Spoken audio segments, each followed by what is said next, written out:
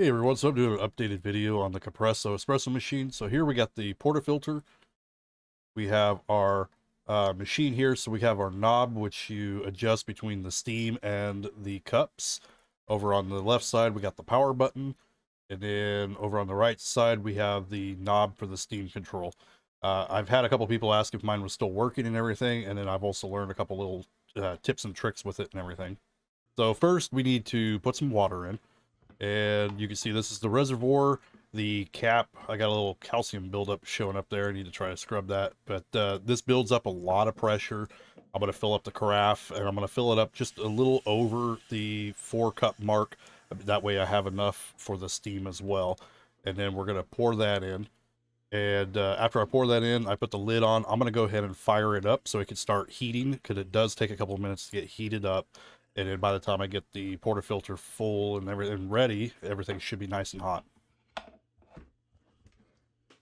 Next, whatever espresso you want to use, you're going to put that in there. 1 scoop pretty much will fill it to the 2-cup mark, 2 scoops to the 4-cup mark, and there are markings in the basket itself. There's also a little holder on the basket, the little plastic deal you can put on there. You want to tamper it down with your little tamper, and you want to apply quite a bit of pressure. They say between about 30 and 40 pounds of pressure. Put that little thing on the basket, kind of tap the little excess out of there. And there we go. Next, we want to put it into our machine. So you just make sure you pull that little thing down. Then we're going to put that on. Next, we want to put our little cup underneath. And then we want to go ahead and go over to the brew.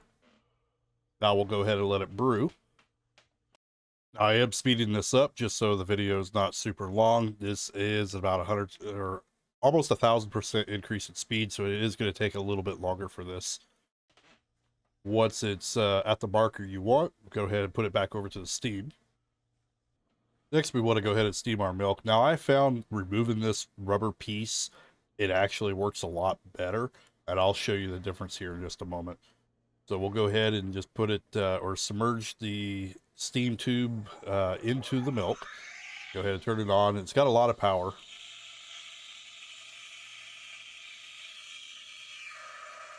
And then we'll go ahead and put that piece back on, and I'll show you the difference that it does.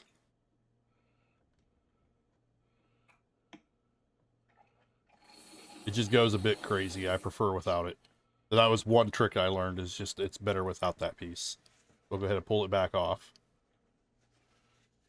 Let's go ahead and finish up our steaming here. And then to get more froth, you just want to kind of put it just like right below the top layer of the milk.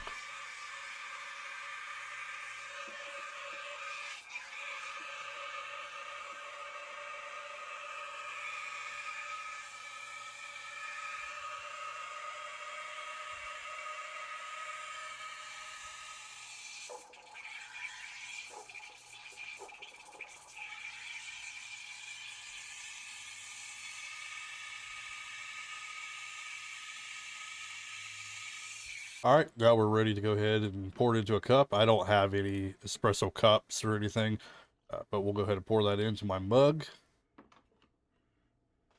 And you can see I got quite a bit of froth. I ended up going a little crazy right at the end. And with that rubber piece on there, I've never been able to get froth like this. Go ahead and pour the desired amount in. And I don't really know how to get fancy. I'm not a barista or anything, so I'm just going to put some of that foam right on top. And there we go. Overall, this is a pretty good machine for the price range. It does work pretty well. Anyway, thank you for stopping by. Subscribe, like, comment below.